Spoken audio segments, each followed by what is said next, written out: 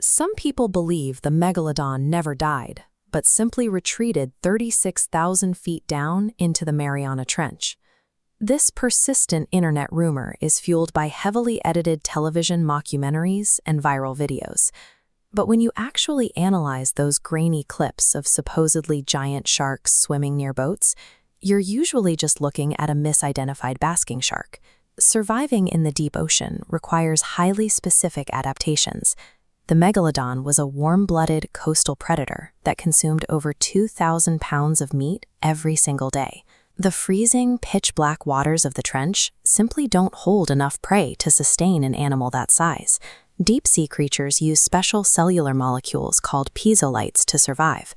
Without them, a megalodon skeleton would be instantly crushed to dust. Biology rules out any chance of a deep-sea escape. To find out what actually happened to the ocean's top predator, we have to drop the cryptozoology and examine the fossil record. Paleontologists use optimal linear estimation to pinpoint when an animal vanished. This PLOS-1 paper applied it to all megalodon fossils. In this chart, records plummet between 3.6 and 2.6 million years ago. By the end, the probability of existence is 0. The math is definitive. The megalodon is dead. The real question is identifying the force powerful enough to eradicate a 60-foot superpredator.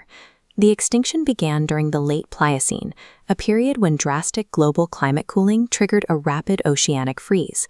This chart shows the global distribution of warm, shallow coastal waters. Megalodons relied heavily on these zones to raise their pups safely away from the open ocean.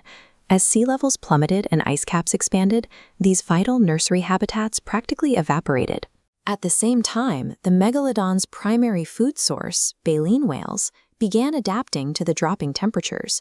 They grew thick blubber and migrated toward the freezing poles, moving far outside the predator's thermal range. The megalodon was physically trapped. Confined to shrinking pockets of warm water, populations became isolated from one another and cut off from the caloric supply they needed to survive. Starving and losing their breeding grounds, these massive sharks were then hit with a final, lethal blow: the arrival of highly efficient, warm-blooded marine competitors. This comparative bar chart illustrates research from the Max Planck Institute. They extracted zinc isotopes from fossilized teeth, which act as a chemical fingerprint showing exactly what an animal ate.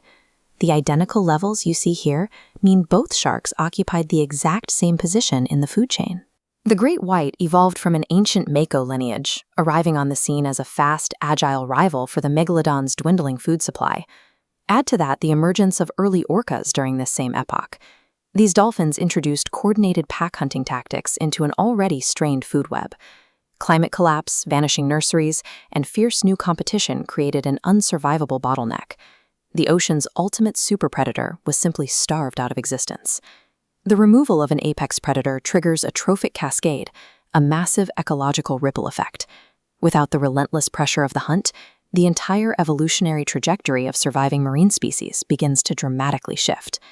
On this timeline, the shark's population drops to 0 at the 2.6 million year mark. Immediately after that intersection, the diversity of small filter-feeding whales shoots upward. Without a super predator hunting them, these whales safely foraged and, over the Pleistocene epoch, ballooned to gigantic proportions. That prehistoric shift is responsible for the massive blue and humpback whales dominating today's oceans. We don't need to invent fake sea monsters hiding in the dark. The megalodon's true legacy is the evolutionary sacrifice that gave us the most